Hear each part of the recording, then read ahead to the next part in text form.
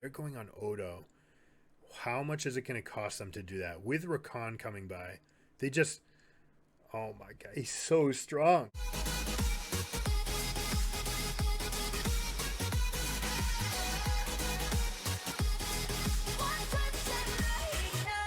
Let's look at the rosters. Rogue with Callista Rakan, a classic pairing, super strong. They've got Victor for space. You've got your early game win. They've got the Maokai again. Wait, was this the game that Top Esports picked Gnar? This is a blunder.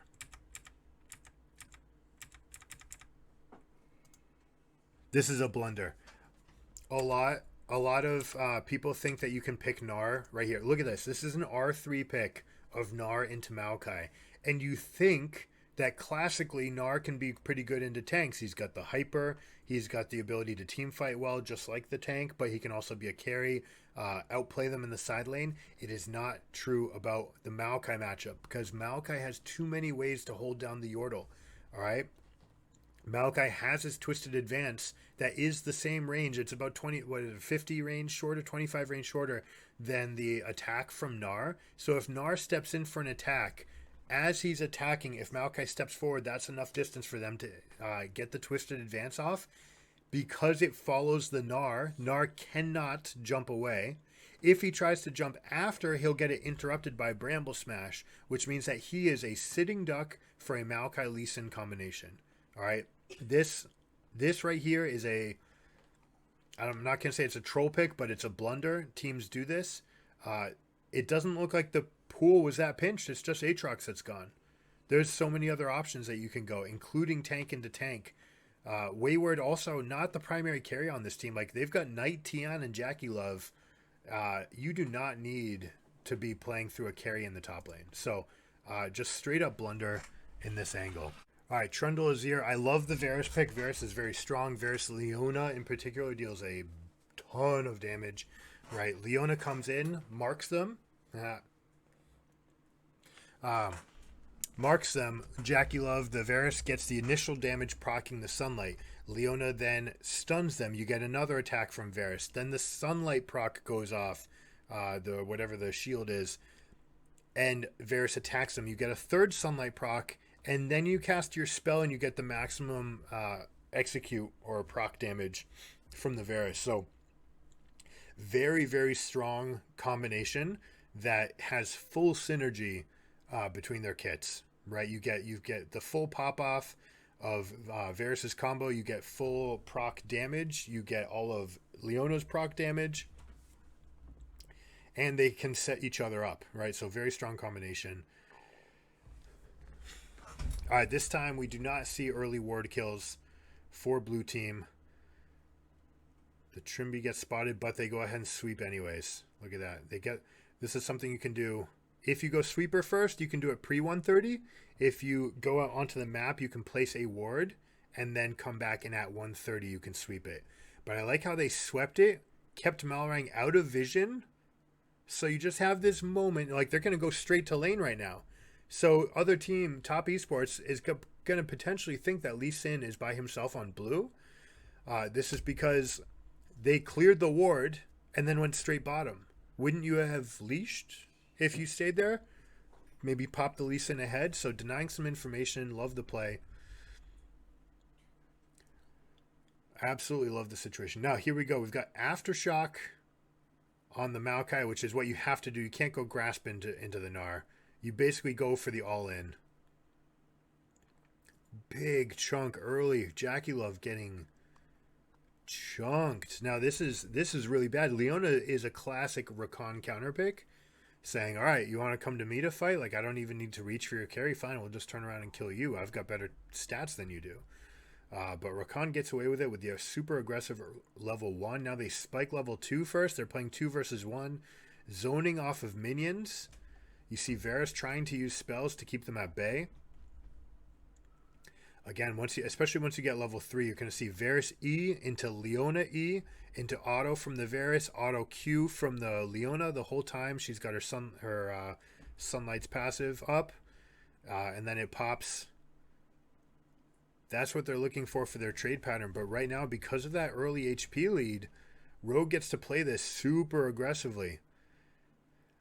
Leona, also interestingly, though you might counter Rakan, you get rocked by Callista because you are volunteering yourself into a dangerous position. Look at that. Comp steps forward. It's like, oh, you're coming at me with a Trundle, the best jungler in the game at level 3? Yeah, I'm just gonna run right at you. No problem. Alright, but they're a little bit pincered here. Comp does use the flash. Azir's fairly weak right here, only has one spell. How are they going to get the Rakan out? They decide to go on Comp. They don't turn on the Rakan. Too mobile. Comp gets to attack the minion wave to leave. The flash engage, he does get caught. Are they going to turn it 3 versus 2 for a short amount of time here? They reposition. Trimby with the dash. Look at this beautiful position. Now, Lee Sin Rakan, such a classic pairing because each of them can make space for the other. Right? You can go as a Rakan, you can dash forward. And then Lee Sin dashes on top of you and gets the free E, which hits the slow, which means he gets to hit his Sonic Strike. So then he follows with the resonating strike, and then Rakan can dash right on top of you. So right, it's like they're playing leapfrog. So good. So let's see, they reposition now. Comp coming over to his team might have had a full out if he went this way. He's going to use the Q to jump over the wall. No, just straight auto attack. Trimby being zoned out just by their playing aggression. Malrang could have fronted a little bit more, but Trimby was far enough away from the fight that you'd be face tanking the first auto, right? So you're taking 300 damage before Rakan even gets to look at you. So potentially risky. But Rakan had flash, so you actually could have compressed that line instead of kiting further back into the wave, or as the Callista, you use the minion wave to kite, right? Auto attack, move, auto move. That would get you to move faster than the Leona. But they actually could have compressed that line right there to make room. Lee Sin could have stepped up, cast his E, get the slow. Rakan can flash dash, and then you've got the tools to actually be able to turn that fight. So let's see, can they play from behind? This is a Callista now from behind against Varus Leona. Showing up to lane, same deficit that he put the enemy team in. He put Deft in a 600 gold toilet last time. Now this time he's at the 600 gold deficit. Look at this ward path by Lee Sin. Oh, doesn't get it in the bush. Normally you want that in the bush. He misclicked the frame. This is what we're talking about. Boom. Maokai just holds him down. No answer for a jump. Doesn't interrupt the jump, but it doesn't matter, right? It's like, oh, okay, you want to jump into my turret? That's fine. There's no way out for a Gnar there. Gnar, he actually could have held the Bramble Smash. If you're truly like in the zone with the Maokai, you can just walk next to the Gnar, and as soon as you see the little bent knees of the jump, you cast your Bramble Smash. You'll knock him out of it every time. In zero ping, not something you can do in all your games unless you live in Chicago on the North American server, or you're playing in Korea, one of these 0 to 15 ping environments. You can't do that everywhere. Larson leaving himself, as he always does, in a negative lane state. That lane is going to stay here, sit away from the Azir. Azir has to come and shove it, but the next wave coming in. Now, real quick quiz for those of you who know. 7 minutes. Is it a cannon wave? All right. The answer showed up on screen. Yeah, 7 minutes is your cannon wave. So if you can get your back off after shoving the 630 wave or after freezing the 630 wave, that's your best opportunity. Because you're level 6, you're going to have the most gold that you can possibly have at that moment relative to your level. So you spend level 6, you come back out of the map, you're as strong as possible. At 7 minutes. It also means that you're strong for the window preparing for the Herald. Okay? Now in this game, Azir actually had more CS, didn't get the Corrupting Potion, so he's sitting on a full Lost Chapter versus the Dark Seal, which had to be bought by Larson as a way to regain some of those stats. Right? Saying, I want 60 health. I want 15 AP. They go in. They've got this kill cleanly. What are you doing, Jackie Love? Presenting way too much of a target. You're the Varus. You're immobile. You have to survive. Now, this is something, they live and die through Jackie Love. Guy takes a lot of risks. You can find these plays. A lot of times he can hard carry games.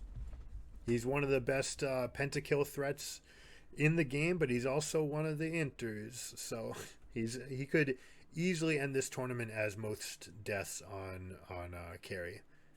Right? Teams should go far, at least to the quarterfinals. You'd expect, although Rogue's crushing it. Rogue's killing it. So who knows?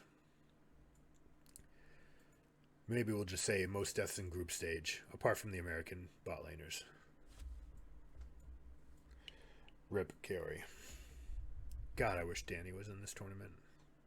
He would die the same amount in lane phase, probably a little bit more, maybe one more death, but they wouldn't have to just nurse him through the mid and end game. Like, it's watching Evil Genius's games is just, it's disappointing is what it is. All right, so we're going to go for full engage here. Maokai's going to hold tower aggro. He's going to hold it at range. They decide to call off the play because he's going mega. So now they can just sit on the wave. They can go and just engage this. Malrang just dashing forward, right? Yeah, they can go engage away from the wave. They want to get away from the turret. Masterful job holding turret aggro. And they send Maokai to the bot wave. Super strong. Lee Sin's got the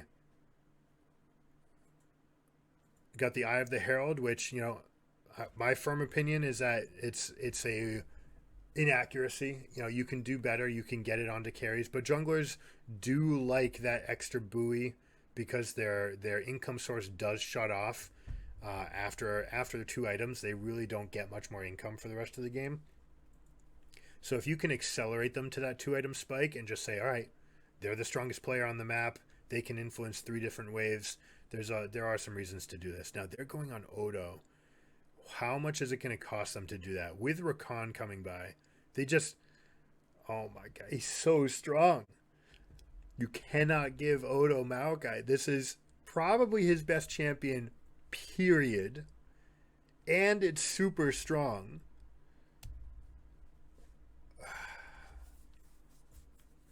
They thought they had an answer. I think they thought Gnar was the answer. It ain't Gnar. I promise you that.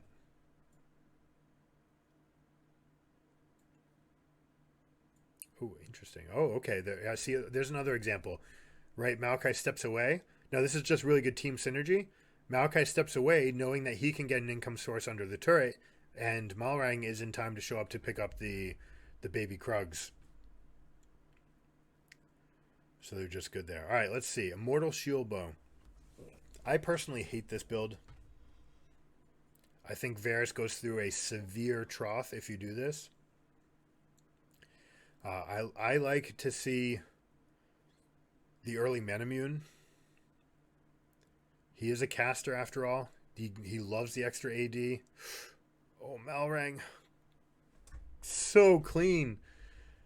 Actually has exactly enough. I thought that he might have misplayed that with the Dragon's Kick away, but has exactly enough. Now, is the price Dragon, and is it worth it? Well, we talked about golden experience wise, yes. The gold value, maybe they get 1,000 gold worth of. Oh, Mark wasn't looking. They're gonna get this kill. Trimby with the ult. What? Oh, if he got away from that. Oh my gosh, Trimby. And now we've got Comp in trouble. Comp did not realize that they were chasing the Rakan over the wall. Could have maybe pulled a play there together. I mean, Trimby, that was kind of ridiculous. He almost got out of that. Flash, stopwatch, but you do see he used all those resources and still died. So this is going to be, despite him playing very well, Top Esports is going to go through a position of strength here, right? You just use tons of resources. All right, we're going to look for whether or not it's a even shroud or whether or not they go for Shurelya's Battle Song on the Rakan. Battle Song obviously being the better one to get the all-in, but you have Maokai on your team, so you maybe don't need that. Dude, if Trimby hits that Q, he survives this. Because that heal would have procced on himself. And then he's got enough space. Oh, Comp tried to flash over it. Wow, that's like a pixel exact moment. Let's see this. It's going to be slow motioned again. Wow. That almost doesn't look like it should have hit. Like, look at the visuals of that. That is actually fairly obnoxious. Now, there's a lot of spells like this in the game, Ash Arrow as well, where the back of the and the Nunu Snowball, where it's actually the back that has the hit radius, right? That entire thing will hit you. And they have to do it so that if you're on top of them, it will hit. It won't just push in front of you and leave you behind. But oof, unlucky. You have to be so precise to flash over that. Did you know you can flash over a Senna ultimate? It's true.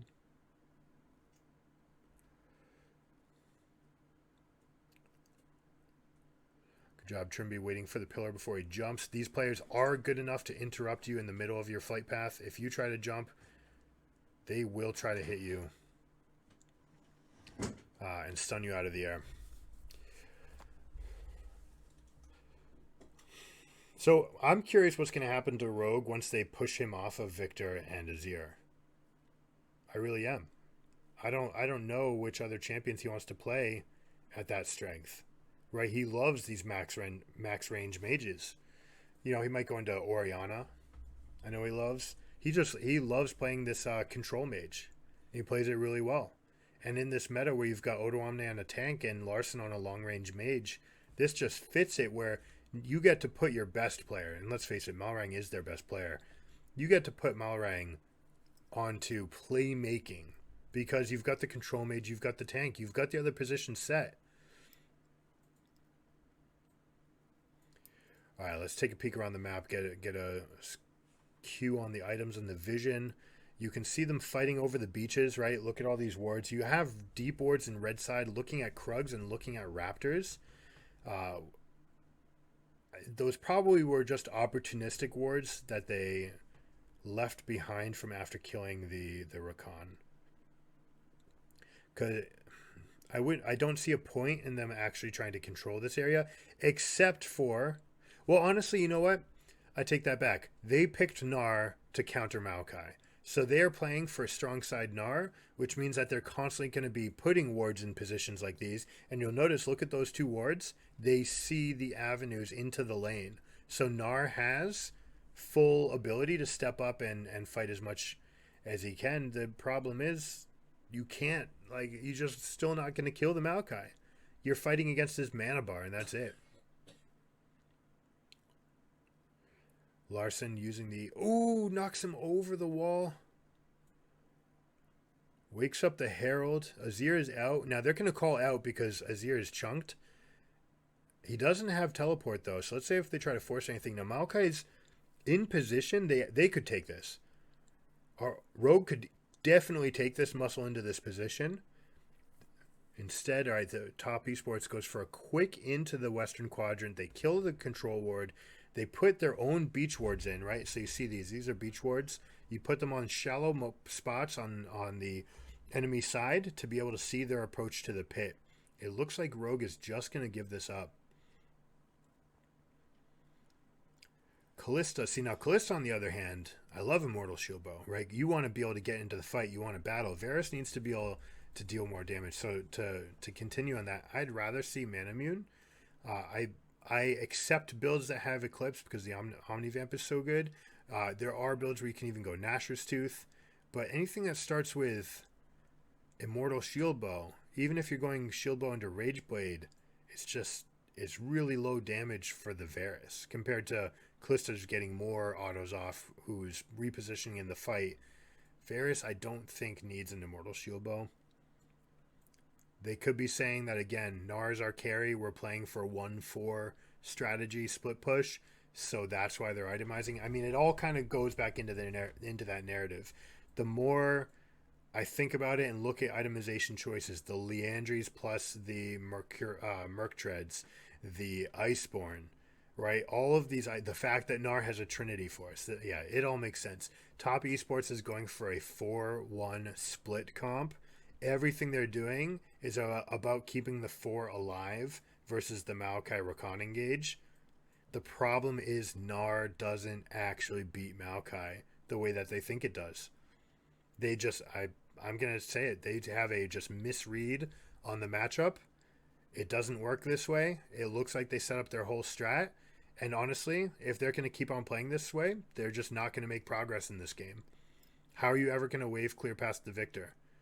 Eventually, you have to step up, and Rakan's going to make a play. Oh, look at that pillar. Odo decides not to go back. He goes in. He's dead. Now, Top Esports does not make the mistake that DRX did. Oh, nice job. Does not make the mistake, which is to try to go too far forward.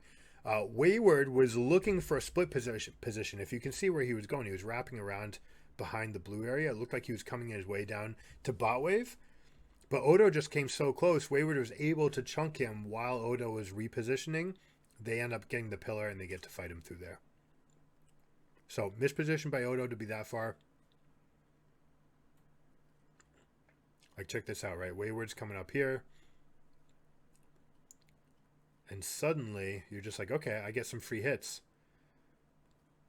Now, look how little damage he takes. Now, Wayward, there we go. So he dodges the stun, goes for a big punch. Is there a play here? Is there a play? This is a slightly wrong angle for the ult. You'd want it to be facing this way, so it catches Jackie Love. You know what? This is fine, because he's accepting that these three can overlap, but he should be able to get both of these. Azir should be able to reposition on this middle line. Could they engage? Malrang is not quite in range of the safeguard here. He'd have to queue forward. I don't know what his cooldown is. I thought I saw him fish with it earlier, so he might not have it. If he doesn't have it, he doesn't have a way in, and they don't get it. So this is potentially on Malrang. Positioning, knowing where Odo is. Odo might have a feel for this, saying, hey, like, I'm strong, and we know how strong he is. They could actually play this. This is a premium position for a victor. They've got the control ward in the dot push. So I'm actually going to put this just right here. This slight miscommunication to not get close enough. Now, good job Top Esports with all the knockups, pushbacks, everything that they've got to keep him away. But Odo, once he does that twisted advance, right there, that flash, it looked like he was flashing to try to get Malrang into the fight.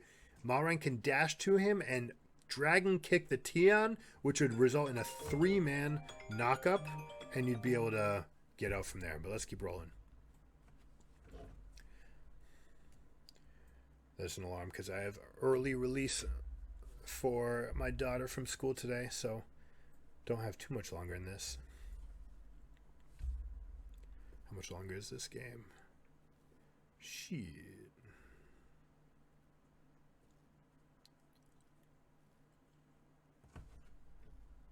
No, we're good. We're good. It's not till 1:40.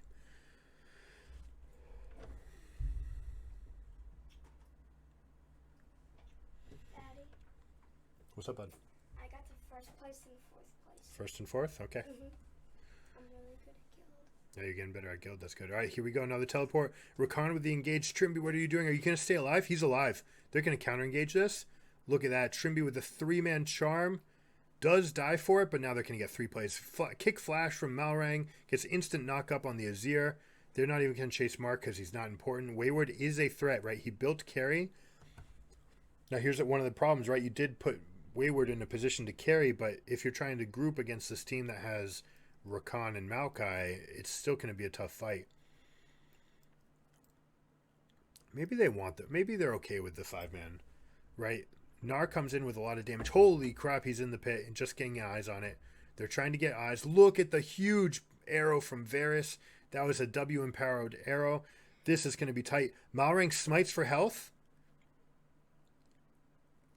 and stays alive. They're unable to kill him. They shield that moment. Now Mark is going to be able to... Oh, the Gore Drinker keeps himself alive. Malrang had to smite for health. Something you can only do when you have a Callista on your team.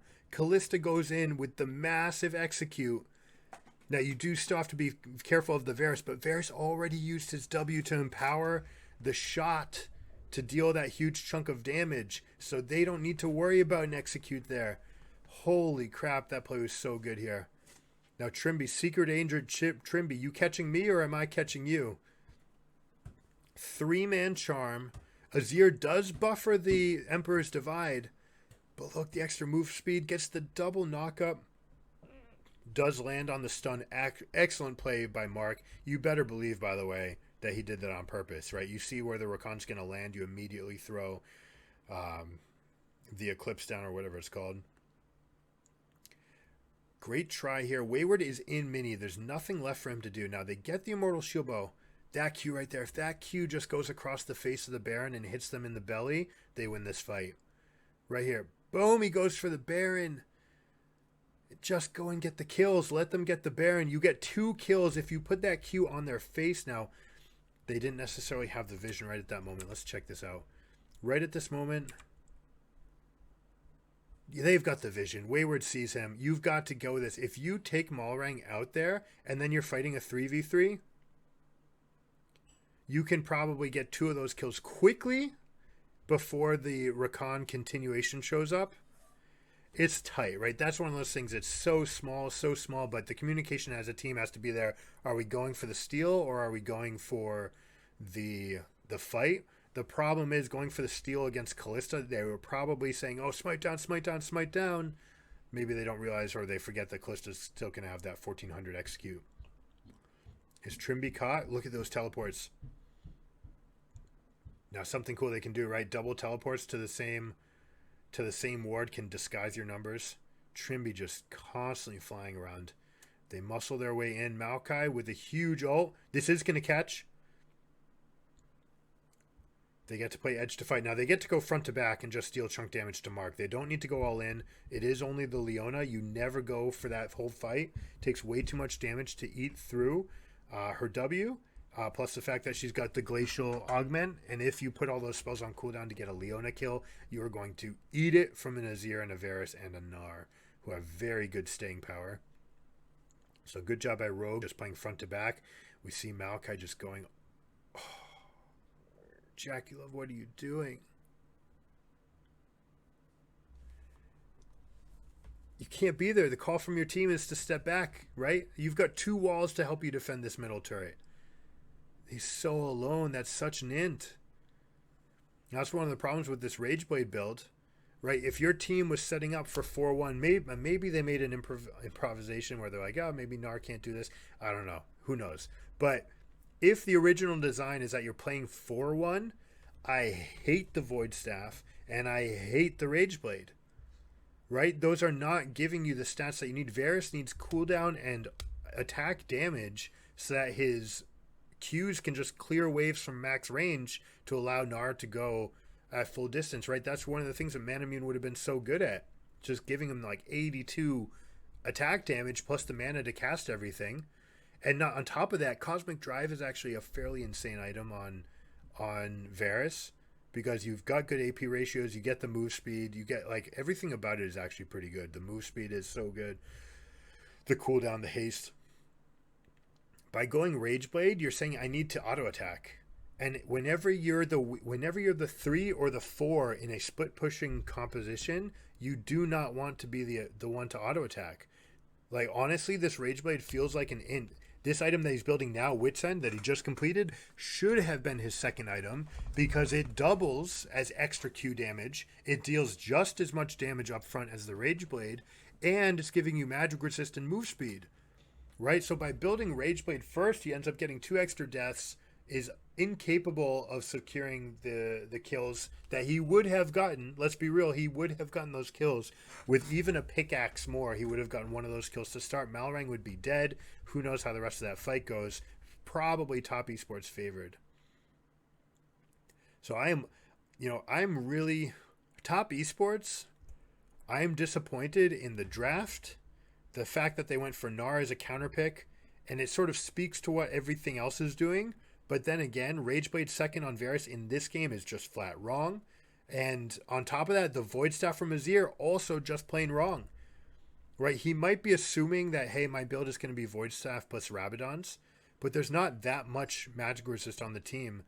If they think that they're just wave clearing as a 3 stack or as a 1 as an Azir, you don't go Void Staff if you're going to wave clear. You go Void Staff if you're trying to do front-to-back fighting. And if there's going to be a substantial amount of magic resist on this team.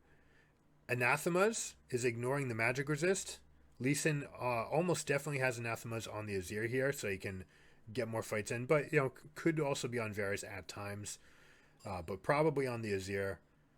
Maokai's stepping up into the front. Even if you get Void Staff, like that extra 300 damage that you deal, it's not enough. And he's got Leandries.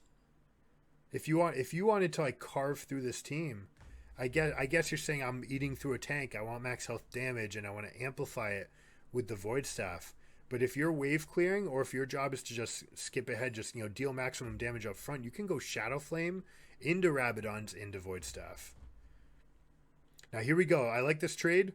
All right, enemy team's going Baron. This is a mistake by the Victor. You're barely getting back any faster than the enemy team, and you're slowing your team's Baron down. If you just continue to wail into it, you all come back at the same time. So in this case, you get there 2 seconds sooner, which is still not soon enough, and sometimes it's fairly inty. Because if you show up trying to make that play, like, yeah, they're going to use every tool that they've got to get on you. Another thing that's interesting this game, by the way, Mark, Flash, no Cosmic, or no Hextech Flash Traption. That's like pretty standard on Leona to be able to make these plays. Instead went for Commencing Stopwatch. I don't like it. I just think it's kind of weird. I don't know if it's up to the players or the analysts or something, but I am really not in tune with how Top Esports is building or playing this game. All right, Trimby plus Comp. Now, Wayward is full stacks. He's going to turn Mega, but Kalista is one of the best champions at avoiding this. Let's see what they do. All right, he's gone Mega now. He's staying away. Look at this. On the other side of the wall. That's so good. Kalista, you're so dirty. Ooh, the predictive play. But wait, Wayward? Demolish? Rip. Kalista's so good against Gnar as well. Can jump away. Gnar has to wait for the dash. Either predict or wait for the moment that they are committing to their move and throw the house in that direction. For the big damage, get the stun into the house, into the R. So they've got Baron buff. They've actually got Kalista alone, but look at where Lee Sin and Rakan are. We talked about that pairing in the beginning. Lee Sin, Rakan, classic pairing. You get to put Victor alone in the lane. You get to put Kalista alone in the lane. Maokai fixes bot wave before coming up to join with the team. They push up this wave. They've got superior vision in the northern quadrant, which means they get to collapse on here. Kill this turret. Let's see what we got for continuation. Malrang with a sideways kick. Because they get the pick, it doesn't need to be fully back. He does not want to flash there, right? If you flash, you're going to end up dying, and instead he uses the ward hop just to get a decent enough angle on the Trundle. Trimby goes back in. What? That is so good. Did you see that? Trimby jumps back in knowing that Kalista's got his back. Playing at 2% health. God, this turret is so dated. They're afraid to buff anything on Azir, but honestly, that turret is so shit. Like, they can just buff the turret. Come on, guys. The turret's so bad. Attacks slower, deals less damage, has less health, dies on its own. Just... It doesn't even... It loses to a cannon minion wave. If you put that turret up and a cannon minion wave shows up, it just dies. It doesn't even kill the cannon. If you just gave it a little bit of power so that it would kill the cannon in that state, I'd be happy. But as it is, like, it is just so bad. Maiden can walk up and solo it. Although Maiden's an ultimate, we'll be fair. But there are some pretty strong passives in the game now. There's some passives that have 3 abilities. Look at that. Insect gets it diagonal enough. Now let's see. I want to see the Trimby continuation here. He's got 85% health. Now he's taking the chunk. This allows Malrang to get in. Trimby gets beat up. Really hasn't done anything yet. There's R into flash W. Knocked, jumps back in, shields his way back out, and then W to get out. Dude, that guy is living on the limit. I love it. Nar ends up not getting anything for this. Your big counter pick has been useless, Top Esports.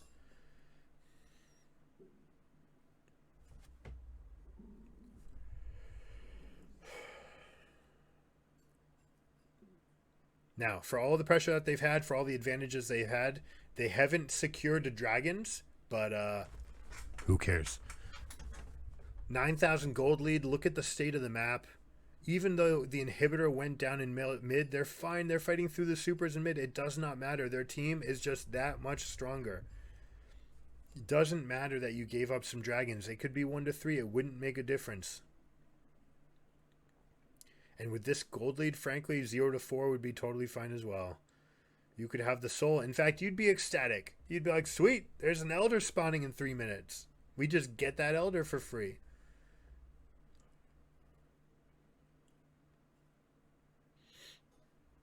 All right, let's look at this position. Look at this control ward that we have placed down here. Malrang staying out of vision. They're doing everything. Look at it. Everyone using abilities. If they have an ability that can see over a wall, they use it. Right, you get these small increments of vision. These guys are panned out. They're trying to see as much information as possible. What kind of avenue do we have? And really, frankly, Nar, all he can do is go to a side wave. He does. He gets to Gromp. He's coming in stacked up with Maokai with the zoning ult. Do they step into this? Nar, if you're going to be strong, this is the point to be strong. You're at 80% rage. I don't like it. Mark could have engaged right there. Solar Flare into the Nar. If Nar gets a good angle, throws them into this wall. Pillar, you can even put a pillar up from the trundle and Nar can Nar them into the pillar. But look at this map now. The only thing that red team sees is the wave in bottom. And that wave is going to stack up and bounce back. And once it does, you're going to have pressure in mid wave. Oh, they went for a death push. They don't have it. Good job by the observers toggling that. Trimby with the engage. 3 people here. They caught Azir on a back timer. They get the hard engage. 2 kills. This is going to be free. They're going to walk up the rest of the way. Comp is so strong. Azir does outrange the team, though. All right, so Azir can get extra damage in. You see him putting the Sand Soldiers out. Victor's going to be trying to aim his poke at the minion wave and at the Azir. Odo goes in, takes aggro, drops it, though, with Twisted Advance. Just jumps in, uses his muscles, gets all the way in. Trimby, living to the limit, finally dies. They should be able to take this the rest of the way. Nar goes down. The Black Cleaver Trinity Force is not enough. Malrang goes there. Man, they just crushed this game. Rogue looking pretty good. Now, this game, I will say, Top Esports, major fumble. I'm honest. Going for this strategy of a 4-1 front-to-back Nar is my counterpick to Maokai. It's just not a counterpick. Playing this way where you've got Void Staff second, Rage Blaze second on Varus, I'm just going to say it's flat wrong. Those items need to be third, not second. They're trying to prepare themselves for a situation where they will have it third, just get the other item. Right? Though you're not getting enough value. If you have Wit's End there as Varus, you will be strong. If you have what was the other one? Rabadon's on Azir, right? Instead of the Void Staff. I understand the Void Staff's significantly cheaper, right? You just get the 2 death caps and you make that the difference. All right, so there we go. Rogue looks really good. That team is doing a lot of things right. Macro is strong. They're getting Maokai on Odo Omne. That's probably not going to happen anymore. So how are they going to adjust? Are they going to get Ornn into the mix? Are they going to add other tanks? Do they play Sejuani up in the top lane? There might be some further avenues that they need to explore, but this tank meta is absolutely fantastic for Odo. They got here without the tank meta, and now it's tank meta, and Maokai's this strong. This team might be really good. This team might have a lot of success. It's certainly built to play in this metagame. Malrang and Odo are in their best possible world. The control mages, there's enough of them that are viable that Larsen's happy, and that really opens up the bot wave to play whatever they want. So Rogue, if you're a Rogue fan, you're looking pretty good. I think this team's going to make it pretty far. It looks like they're set up to make it at least to the semifinals. They're in first place of their group. They're going to get to play another second place team in the quarterfinals. We'll see how it goes. The rest of the games are playing today. I'll catch you guys next time on the Rift. Peace. Hope you guys enjoyed it. If you like this video, please consider liking and subscribing. It helps the channel out a lot. I'll catch you guys next time. Keep it surreal. Peace.